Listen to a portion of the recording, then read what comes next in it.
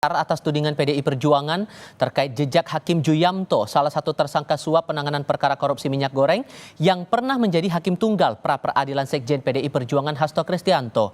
Hakim Tunggal Ju Yamto sebelumnya memutuskan menolak permohonan Sekjen PDI Perjuangan Hasto Kristianto untuk membatalkan penetapannya sebagai tersangka kasus Harun Masiku.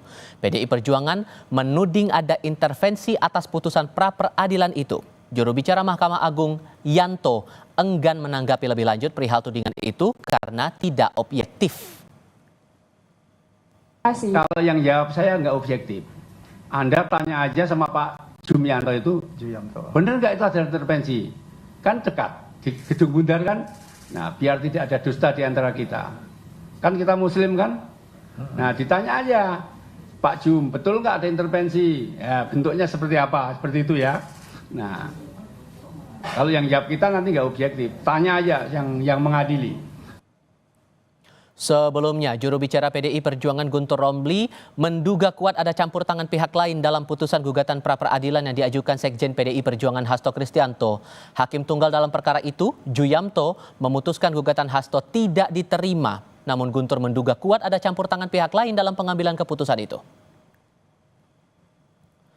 Kami memperoleh informasi adanya intervensi dari Hakim MA berinisial Y terhadap Ju Yamto.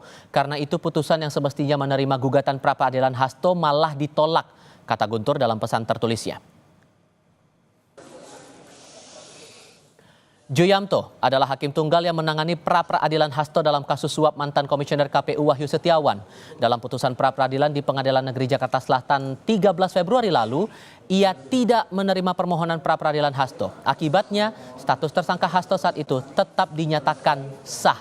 Kini Hasto sudah menjalani persidangan dalam perkara korupsi itu.